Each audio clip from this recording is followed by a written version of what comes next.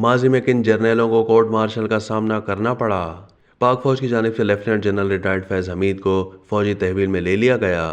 ان کے خلاف court martial کی کارروائی شروع کر دی گئی ہے۔ ماضی میں فوج کے جن جرنیلوں کو انکوائریز کے اس عمل سے گزرنا پڑا، ان میں ISI سے وابستگی رکھنے والے lieutenant general retired Asad Durrani, lieutenant general retired Javed Iqbal, brigadier Ali Khan اور lieutenant general retired Zia Uddin but شامل رہے ہیں۔ ان تمام عسکری شخصیات جن کے خلاف کارروائی کی گئی، انہیں عسکری قواعد و ضوابط کے تحت سزاؤں اور مکمل کارروائی کے عمل سے گزرنا پڑا۔ Lieutenant general retired Asad Durrani نے انڈین خفیہ ادارے رو کے سابق سربراہ AS دولت کے ساتھ ایک کتاب لکھی تھی، جس میں پاکستانی حکام کے بقول ایسا مواد بھی شامل تھا جو کہ پاکستان کی قومی سلامتی سے متعلق ہے۔ اسپائی کرونیکلز کے مصنف جنرل اسد درانی کو 25 سال پہلے فوج سے بے دخل کر دیا گیا تھا۔ اصغر خان کیس میں ان کا نام آنے کے بعد انہیں ISI سے GHQ بلوا لیا گیا تھا، اور پھر جب دوبارہ یہ سامنے آیا کہ وہ سیاسی امور میں مداخلت کر رہے ہیں تو انہیں قبل از وقت ریٹائر یعنی فوج سے فارغ کر دیا گیا تھا۔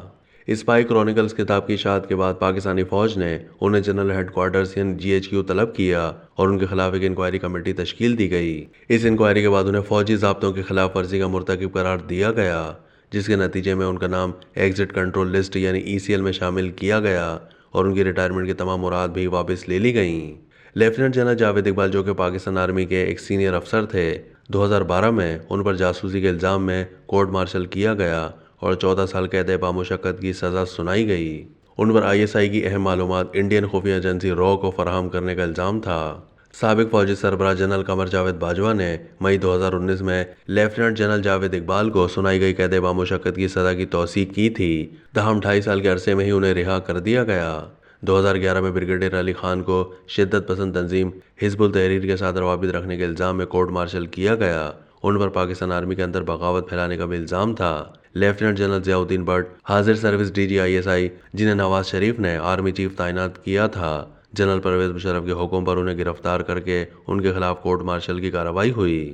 بعد میں انہیں نظر بند کیا گیا اور فوجی عہدے سے برخاست کر دیا گیا۔ آرمی نے بطور ادارہ جنرل ضیاء الدین بٹ کے بارے میں 3 انکوائریاں یعنی تحقیقات کرائیں، مگر بعد ازاں انہیں ان الزامات سے بری کر دیا گیا کہ وہ chief of army staff general Pervez Musharraf کو برطرف کرنے کی وزیر اعظم کی منصوبہ بندی یا سازش کا حصہ تھے۔ جنرل ایوب خان کے دور میں بریگیڈیئر نیاز کو سیاسی سرگرمیوں میں ملوث ہونے اور حکومت کے خلاف سازش کرنے کے الزام میں کورٹ مارشل کا سامنا کرنا پڑا۔